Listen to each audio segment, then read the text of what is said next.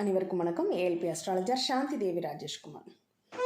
நம்ம காசிக்கு போகிறதுனா முதல்ல முக்கியமாக எல்லாருமே தங்குறதுக்கு இடத்த முதல்ல அரேஞ்ச் பண்ணிக்கிட்டு போகிறது ரொம்ப ரொம்ப சிறப்பு அப்படின்னு தான் சொல்லணும்.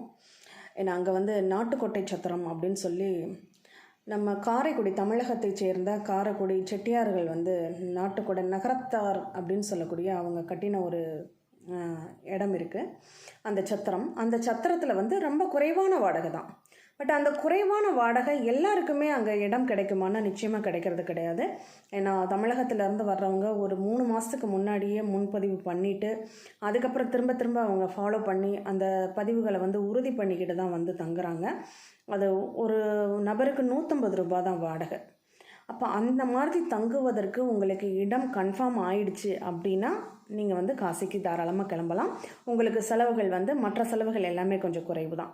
ஆனால் ரூம் புக் பண்ணாமல் நீங்கள் வந்துட்டிங்கன்னா ரூமுடைய எக்ஸ்பென்சிவாக ஒரு நல்ல நீட்டாக, ஏன்னா ரொம்ப அந்த ரூமை பொறுத்தளவில் நம்ம அவ்வளோ சுத்தத்தை எதிர்பார்க்க முடியாது. வசதி இருக்கிறவங்க 5 ஸ்டார் ஹோட்டலில் ரூம் போட்டுக்கலாம்.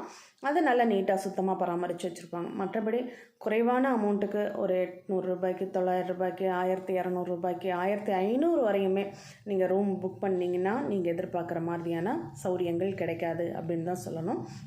அடுத்ததாக அங்கே நம்ம கங்கைக்கரைக்கு போகிறோம். கங்கைக்கரையில் ஸ்நானம் பண்ணிவிட்டு அங்கே பித்ருக்களுக்கு தர்ப்பணம் கொடுக்குறோம் அப்படின்னா அங்கே நிறைய பிராமன்ஸ் நம்மக்கிட்ட தர்ப்பணத்திற்காக நம்மக்கிட்ட கேட்பாங்க. அப்படி கேட்கும்போது அவங்க சொல்கிற ரேட்டுக்கு நம்ம போயிட வேண்டாம். இப்போ ஒரு நபருக்கு குறைஞ்சபட்சம் அவங்க 300 ரூபாய்க்கு கம்மியாக குறைக்கிறது இல்லை. பட் அந்த 300 ரூபா அப்படிங்கிறது லிமிட்டாக வச்சுக்கோங்க. அதுக்கு மேலே கொடுத்துட வேண்டாம் அப்படிங்கிறது என்னுடைய கருத்து. ஏன்னா அதுவே போதுமானது, அவங்க கொடுக்கக்கூடிய அந்த தர்ப்பணத்திற்கு அதுவே போதுமானது அப்படின்னு தான் சொல்லுவோம். அடுத்ததாக அந்த கங்கை கரையில் குளிக்கிறதுக்கு அல்லது அந்த கங்கை கரையை சுற்றி பார்க்குறதுக்கு, ஏன்னா அங்கே மணிகர்ணிகா கரை இருக்குது. அடுத்து ஹரிச்சந்திரா மயான கண்டம்னு சொல்லி நமக்கு வரலாறு நடந்த நிகழ்வு அது அந்த இடம் அப்படின்னு சொல்லலாம். ஏன்னா ஹரிச்சந்திர மகாராஜாவை பற்றி எல்லாருமே நம்ம கேள்விப்பட்டிருக்கோம். அவருடைய அந்த போதாத காலம் அப்படிங்கிறது அங்கே தான், அதுவும் சனி பகவானுடைய அந்த தன்மை அங்கே தான் ஆரம்பிச்சது அப்படின்னு தான் சொல்லணும். அவர் அந்த காசி மாநகரத்தில் தன்னுடைய மனைவியை ஏலம் விட்டு பிள்ளையோடு பிரிஞ்சு அவர் கண்ணீர் சிந்தி சுடுகாட்டு பிணமரித்தவர் அப்படின்னு சொல்லலாம். அந்த அளவுக்கு ஹரிச்சந்திராவுடைய வாழ்க்கை வரலாறு அப்படிங்கிறது அங்கே தான் முடிவு பெற்றது அப்படின்னு சொல்லணும். அப்போ அந்த இடம் அவர் அந்த சுடுகாடு காத்த இடம் அப்படிங்கிறது அங்கே ஹரிச்சந்திரா மயானம் அப்படின்னு சொல்லுவாங்க.